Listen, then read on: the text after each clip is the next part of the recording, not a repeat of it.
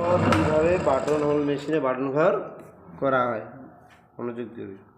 এটা হচ্ছে প্যাডেল, এটা দিয়ে কী করে প্রেসার ফিট উঠানামা করে। এই যে দেখেন প্রেসার ফিট উঠানামানো করা হয়।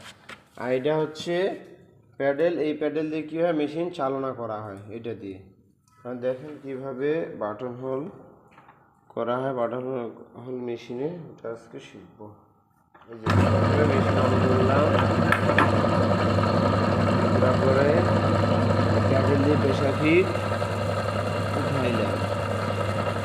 উঠানোর পরে এখানে একটা জিনিস লক্ষ্য রাখতে হবে কি, যে যেমন এই কামটা একটু চেওড়া না, এটা হচ্ছে কিন্তু একটু চেওড়া। এখানে দেখেন কতটুকু চেওড়া আছে, এখানে যতটুকু চেওড়া আছে প্রেসার ফিট থেকে এই পাশে সেম এই পাশে অতটুকু চেওড়া রাখতে হবে, কাপড় বাড়তি রাখতে হবে। তাহলে কী হবে বাটন ঘরটা ঠিক মাছ বরাবর হবে।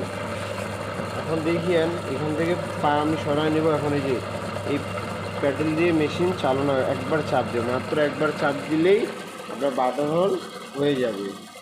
এই যে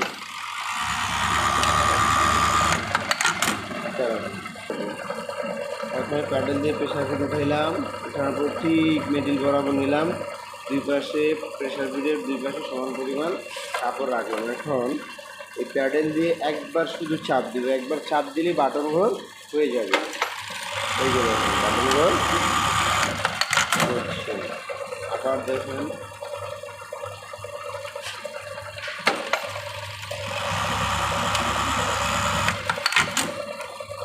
আবার দেখেন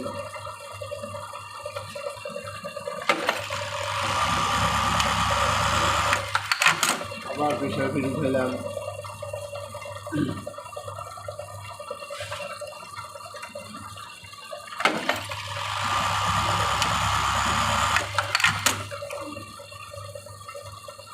এইভাবে যদি বাটন হোল মেশিনে বাটন ঘর করা শিখলেও কোনো ব্যক্তি ডেইলি এরকম একটা মেশিন কিনলে দৈনিক 500 থেকে 1000 টাকার মতো আয় করতে পারে। বাটন ঘর হয়ে যাবে। এই যে নাইফ আছে বাটন হোল মেশিনে, নাইফ দিয়ে বাটন ঘর অটোমেটিকলি কাটা হয়ে যাবে। ধন্যবাদ।